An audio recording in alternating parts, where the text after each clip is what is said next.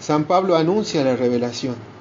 Después de conocer cómo llega la revelación a Pablo, lo que acabamos de ver recién, y cómo transforma su vida, ahora trataremos también de introducirnos en qué nos dice Pablo, ¿no? A veces puntualmente, sobre la revelación en alguna de sus cartas.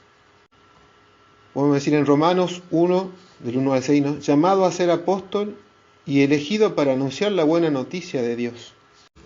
Dice: Carta de Pablo, servidor de Jesucristo, llamado el apóstol y elegido para anunciar la buena noticia de Dios, que él había prometido por medio de sus profetas en las Sagradas Escrituras, acerca de su Hijo Jesucristo nuestro Señor, nacido de la estirpe de David según la carne, y constituido Hijo de Dios con poder según el Espíritu Santificador por su resurrección de entre los muertos.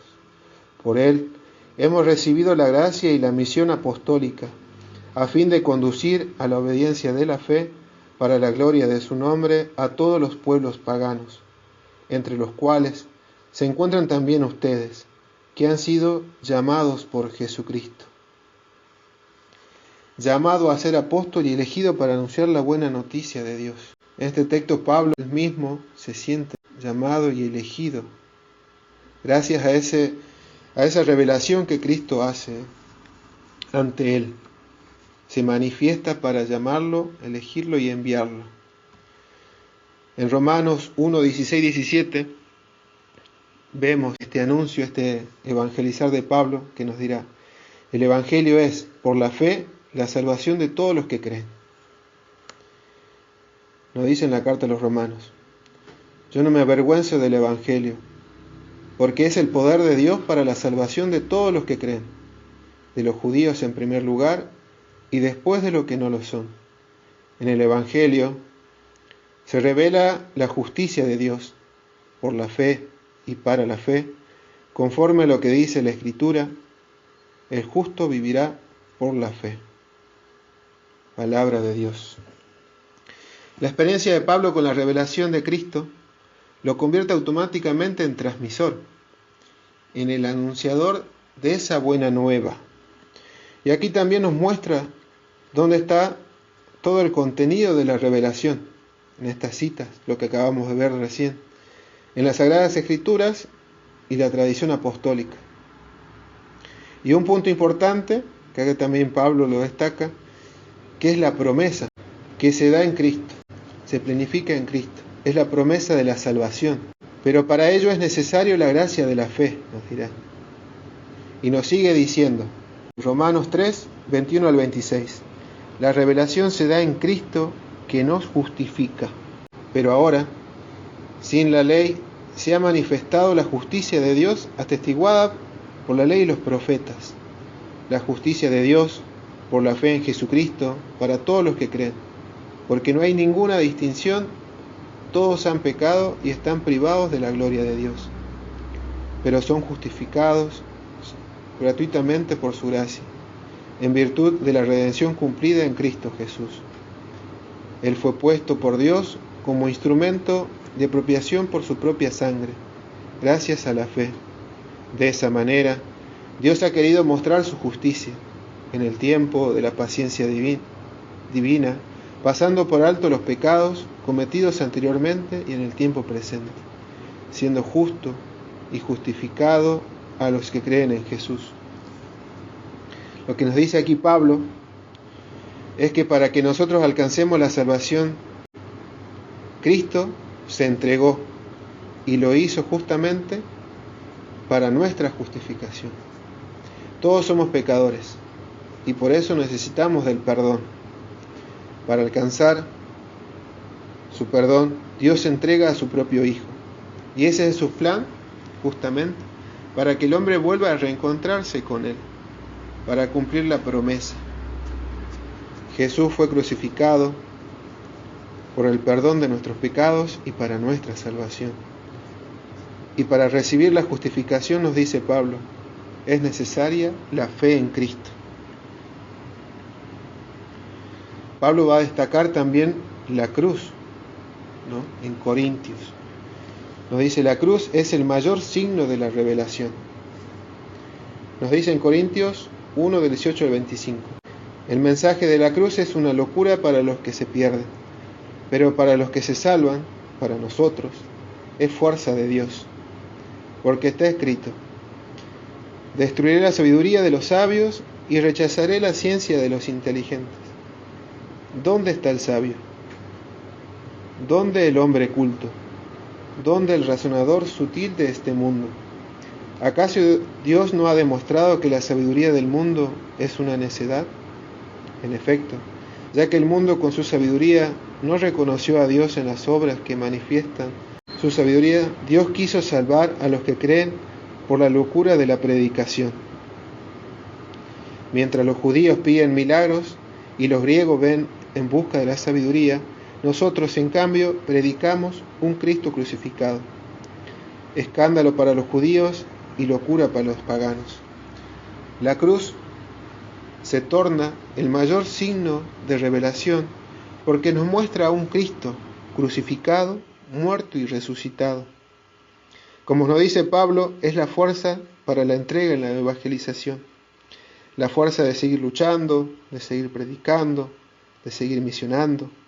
Contemplamos y seguramente podremos decir: lo mío no es nada a comparación de lo que padeció por mí. ¿Cómo no seguir llevando su mensaje? Y él, ¿por qué sacrificarse tanto, más en ese tiempo que era perseguido y martirizado? Porque seguir los pasos de Cristo lo conducieron a la plenitud de la promesa de Dios y me conducen a mí, a nosotros, a cada uno, a la vida eterna. Me conduce al reencuentro con Dios Padre, a contemplar su presencia como su Hijo. Me conduce a la felicidad plena de estar cara a cara con el amor. Y justamente nos lo va a decir también Pablo en la carta a los Gálatas. Cristo enviado para el cumplimiento de la promesa. Si ustedes pertenecen a Cristo, entonces son descendientes de Abraham, herederos en virtud de la promesa. Voy a ser más explícito. El heredero, mientras el menor de edad, aunque sea propietario de todos sus bienes, en nada se diferencia de un esclavo. En efecto, hasta la edad fijada por su padre, está bajo la dependencia de sus tutores y administradores. Así también nosotros, cuando éramos menores de edad, estábamos sometidos a los elementos del mundo. Pero cuando se cumplió el tiempo establecido, Dios envió a su Hijo, nacido de una mujer y sujeto a la ley, para redimir a los que estaban sometidos a la ley y hacernos hijos adoptivos. Y la prueba de que ustedes son hijos es que Dios infundió en nuestros corazones el espíritu de su Hijo, que clama a Dios llamándolo Abba, es decir, Padre. Así ya no eres más esclavo, sino hijo, por lo tanto, heredero por la gracia de Dios. Aquí claramente, en este capítulo vemos Cristo enviado para el cumplimiento de la promesa. La promesa de reencontrarnos con Dios, ese reencuentro con Dios, donde Cristo, como acabamos de decir hace un momento, se torna la plenitud y el mediador de esa revelación para alcanzar esa promesa, esa salvación. Y que nosotros comúnmente decimos promesa, plan de salvación, y se nos viene, digamos, la vida eterna, ¿no? El llamado a la vida eterna, que es justamente la promesa que también Dios nos hace. Contemplarlo a Él, como decía recién, cara a cara. Después también vamos a ver, ¿no?, que la revelación, nos va a decir Pablo, la revelación tiene un carácter personal. Vamos a leer Efesios del 3 del 1 al 7. Por eso yo, Pablo, estoy preso por Cristo Jesús, a causa de ustedes, los de origen pagano, porque seguramente habrán oído hablar de la gracia de Dios que me ha sido dispensada en beneficio de ustedes. Fue por medio de una revelación como se me dio a conocer este misterio, tal como acabo de exponérselos en pocas palabras. Al leerlas, se darán cuenta de la comprensión que tengo del ministerio de Cristo, que no fue manifestado a las generaciones pasadas, pero que ahora ha sido revelado por medio del Espíritu a sus santos apóstoles y profetas. Este misterio consiste en que también los paganos participen de una misma herencia y son miembros de un mismo cuerpo y beneficiarios de la misma promesa en Cristo Jesús, por medio del Evangelio. De este Evangelio yo fui constituido ministro por el don de la gracia que recibí de Dios en virtud de la eficacia de su poder. El mismo Pablo aquí nos manifiesta que la revelación que vivió de Cristo fue de forma directa y personal. Si recordamos lo que leímos en los Hechos de los Apóstoles, nos dirá que los que estaban con él a su alrededor cuando se reveló Cristo a Pablo, oyeron lo que dijo Cristo, pero no vieron nada. Cristo se revela solamente a Pablo, porque iba en busca de él, y lo podemos descubrir que es de carácter personal con lo que dice Jesús a Ananías en Hechos 9, 15 al 16. El Señor le respondió: ve a buscarlo, porque es un instrumento elegido por mí para llevar mi nombre a todas las naciones, a los reyes y al pueblo de Israel. Yo le haré ver cuánto tendrá que padecer por mí. En las mismas palabras de Jesús, cuando habla a Ananías, dice: yo lo he elegido, es elegido por mí. Cristo va directo a Pablo, va directo a su encuentro, va directo a revelarse a él. Pablo descubre este ser llamado y elegido por Cristo para anunciar el Evangelio, porque en todas sus cartas lo expresa de diferentes modos. Nos va testimoniando en sus cartas lo que la experiencia de revelación va construyendo en él. Como dijimos antes, la revelación marca un antes y un después en la vida de Pablo, y a medida que él va caminando en sus diferentes facetas, va madurando en Cristo.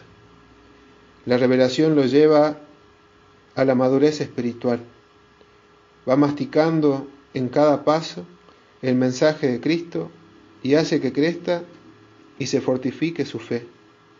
Hace justamente lo que dice a los colosenses: alcanzar la madurez en Cristo, el poder ser un Cristo para mis hermanos. En estos versículos, digamos, es lo que algunos, no son todos, hay más también, pero en estos que vimos, por lo menos quería mostrar lo que Pablo también anuncia de la revelación. Y esto, digamos, también para aterrizarlo, esto que vive Pablo en nuestras vidas, en lo concreto también de lo cotidiano, vamos a ver esto: Cristo se nos revela para construir un hogar nuevo.